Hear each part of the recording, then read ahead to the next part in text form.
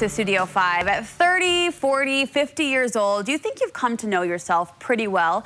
But my next guest says most people don't clue into signs that will help them get unstuck and make lasting change. Studio 5's Dr. Matt Townsend says your life can benefit from learning to read the signs. Read the signs. Read the signs. They're all there. They're always there.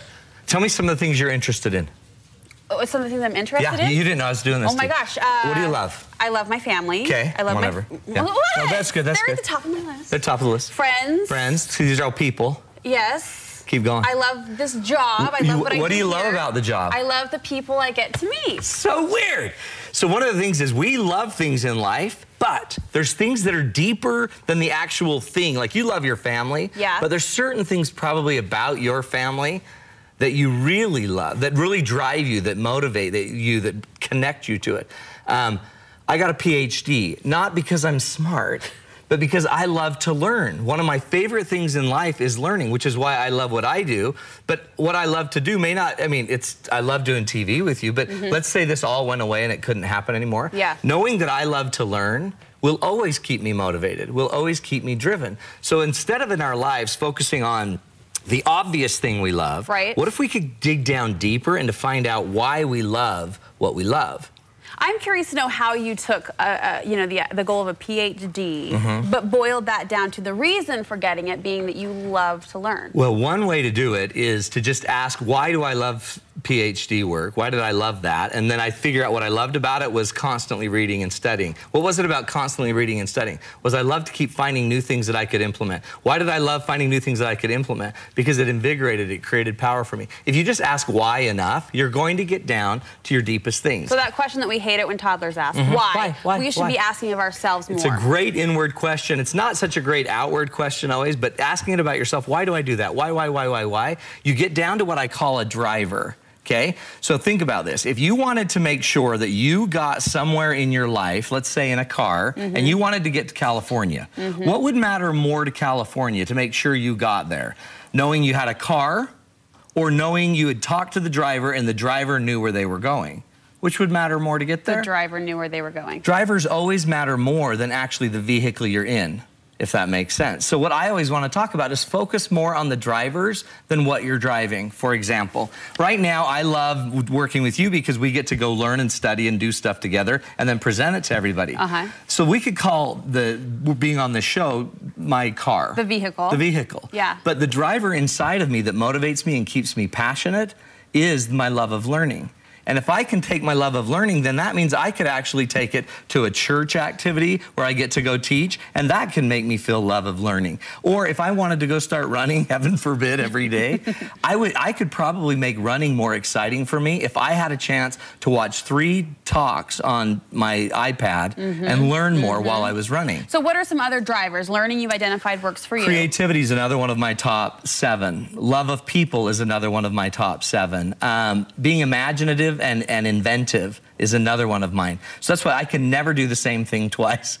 So instead of trying to figure out these big blocks of my life, like my family that I love to death, my job, my work, my church, all these things, I found it might be more valuable to know what are the deeper things that drive me. Learning, loving, caring, laughing, and I put all of those together, and then I have energy and motivation wherever I go. I'm constantly now being driven. So it's changing, it's kind of changing the context of the tasks you're doing. You're still doing all the same tasks. Do the exact same thing. If you were to run, but you can base that task around what you love to do. And guess what it'll make you feel every time? Motivated. Motivated. So a lot of us are just not motivated. So we're sitting there being a house mom or a housewife, trying to raise our kids, doing everything we can to manage our family, and we feel horrible and bored and dull. Unfulfilled. And yet, inside of you are these incredible drivers that you're probably not incorporating anymore. Or how about the mom who felt so driven as a mother when her kids were young, but now that all the parents or the kids are out of the house and the mom's not motivated anymore. Well, the only thing that's changed are the kids have gone away, but the drivers can still be there. So now we got to uncover what drives you. Okay, so everybody out there in listener land, and you think of this, Brooke. Think of a situation where you felt so good about yourself, your life, and just go back to a place where you felt connected, purposeful, and I want you to think, what were you doing and who were you with? You don't have to answer it. Okay, I'll think. But everybody out there, if you'll just think of where you felt driven and purposeful, there's something in there. What was it about that situation? What were you doing in that situation? Who were you with, and what were you doing with the people that you were with? And as you start to think that through, you'll start to understand, like anytime I would do it, it's probably something where I'm learning, and I'm laughing, and I'm loving.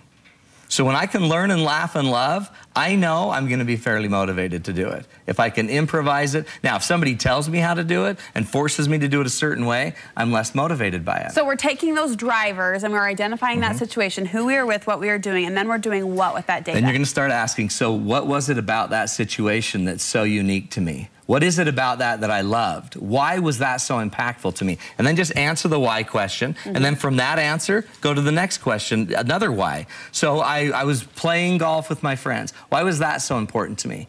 Well, because we were able to laugh and have fun, and we were learning how to do it better, and I was with people that I care about.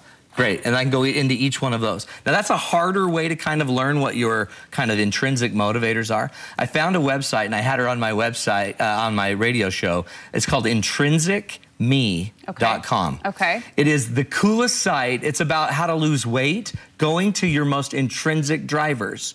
So for example, for me to lose weight, it would be smarter for me to probably have a fun way to lose weight instead of a rigid way to lose weight. It would probably be more fun for me to have new ways to innovate the learning and to be learning about calories than it would be for me to just have to do this one method of doing it. Does that make sense? So tapping into what motivates you. If you go to her website, intrinsicme.com, all you got to do is go in there and it says assessment. Click on the assessment, send an email to her, and she'll send you an assessment about an 80-question survey. And after that 80 questions are answered, she'll give you 1 to about 25, your top 25 drivers. Wow. So you'll now know what your number 1 through 25 are. And then we're just taking those drivers, final tip, and incorporating those into every aspect of our life. Every part of your life. You wonder why your son won't get up to go to school, but he'll get up to go to a game? Because he's hitting a driver. So you want to start motivating your children, find out what drives them, and start hitting the drivers. You want to get yourself running more? Then you pretty much have to incorporate your top 5 or 6 or 7 drivers to go run. You want to eat healthier? Then make sure you prepare a diet that has your drivers in it instead of just a new car. Awesome. Does that make sense? Matt, yes. Drivers, go deep. Thank you, thank you. Thanks. All right, a few seats left. And Holy we cow. are getting down to the final row. It's shrinking. There's hardly any room. Yeah. November 15th. This is it. It's called Creating Peace with People. We're going to bring everybody together, 900 people. You bring your family, your friends. We sit in a room, and we're going to fix them. We're going to fix everybody. We're not, you are. Yeah, but we're going to learn how to do this. And all you got to do is go to datenightswithmatt.com. It's our date night. Tons of fun on the 15th of November. Awesome, Matt. Get your family together. Thank you so much. Thanks, we will be right back.